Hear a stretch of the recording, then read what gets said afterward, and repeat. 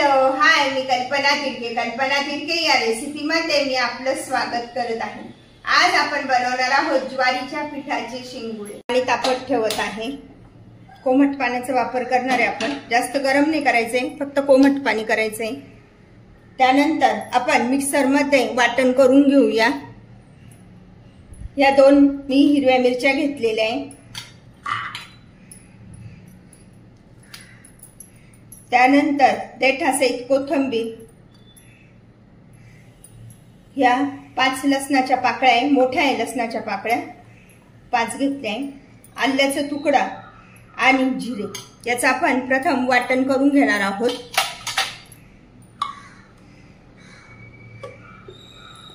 अशा पद्धतीचं वाटण झाल्यानंतर आपण त्यामध्ये अशा थोडंसं खोबरं बारीक करून किसून आणि ते वाटण करून घेऊया।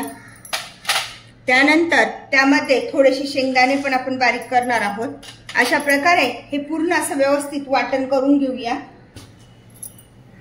अशा प्रकारे वाटण तयार झाल्यानंतर त्यामध्ये आपण थोडंसं पाणी टाकून पुन्हा एकदा वाटून घेणार आहोत। वाटण तयार झाले तर त्यामध्ये मी एक पूर्ण वाटी ज्वारीचं पीठ घेतलेलं आहे, गच्च भरून घ्यायची वाटी।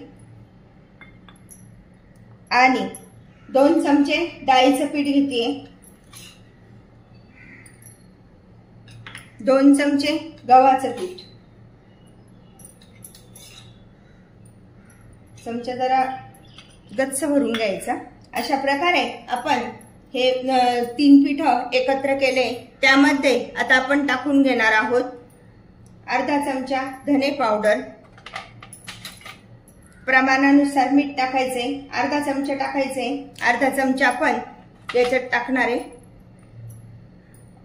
अशा प्रकारे आता आपण हे पीठ सगळं एकत्र करून घेऊया चमच्याच्या साहाय्याने। 2 चमचे तेल टाकून घेणार आहोत।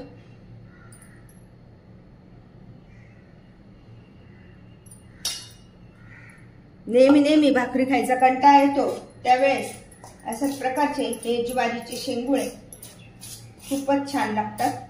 तोंडाला चव आणणारे हे शेंगुळे खूप सुंदर लागतात। आता आपण यामधलं अर्ध वाटण यामध्ये टाकून घेणार आहोत पिठामध्ये, आणि अर्ध वाटण नंतर उकळीमध्ये टाकणार आहोत।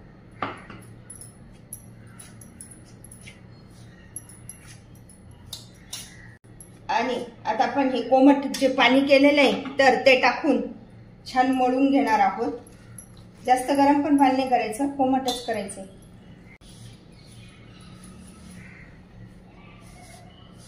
भाकरीला ज्याप्रमाणे आपण पीठ मळतो ना, एकदम त्याच पद्धतीने हे पीठ मळून घ्यायचे। आणि आता आपण प्रथम गॅसवर पाणी तापत ठेवूया।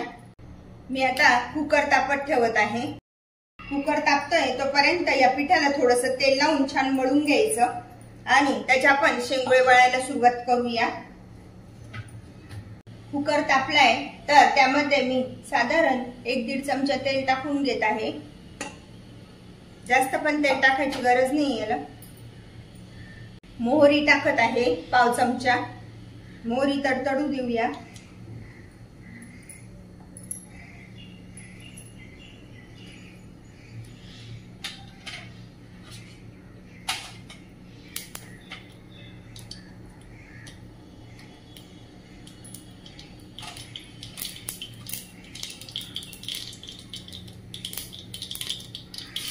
कडपत्त्याची पाने, त्यानंतर हिंग आणि थोडीशी हळद टाकायची आपल्याला त्यामध्ये।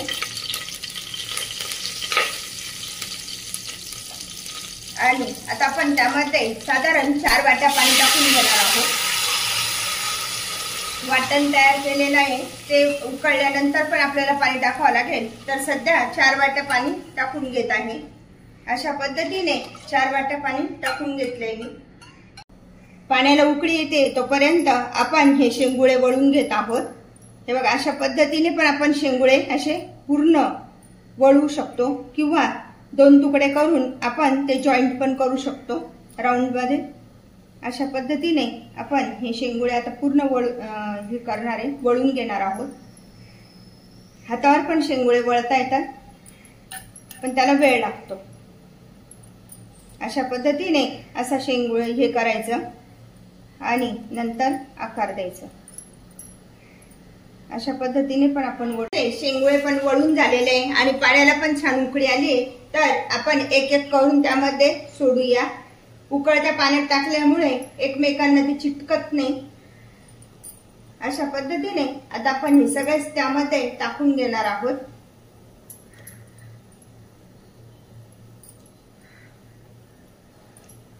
एक वाटी ज्वारीचं पीठ,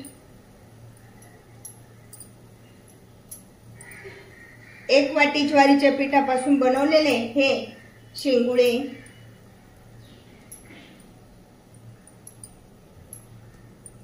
आता मी सगळेच शेंगुळे त्यामध्ये टाकून घे. अशा प्रकारे मी सगळे शेंगुळे त्यामध्ये टाकून घेतलेले.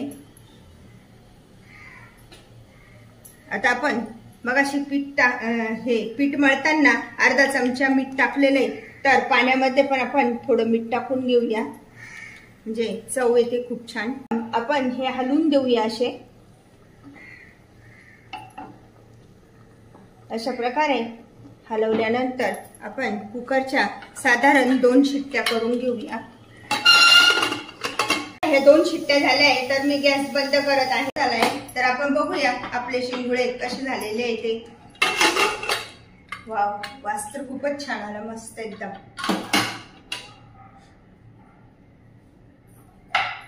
चमचा घेऊन आपण चेक करूया. खूपच दिसायला तर खूपच छान दिसता ना, मस्त एकदम. परत आपण गॅस पेटून घेणार आहोत आणि त्यामध्ये हे जे राहिलेलं वाटण आहे आपलं ते टाकून घेणार आहोत.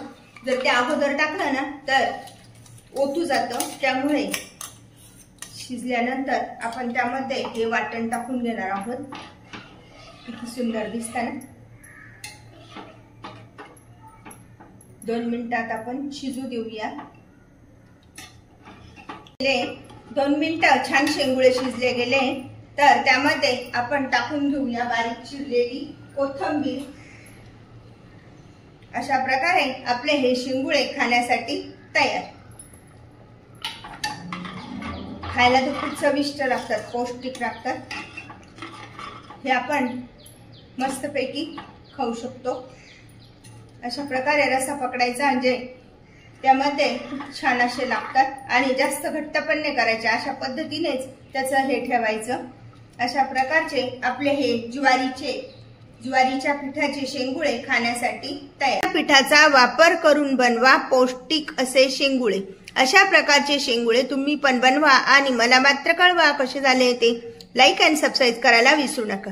पुन्हा आपण भेटूया नवीन रेसिपीसह. थँक्यू.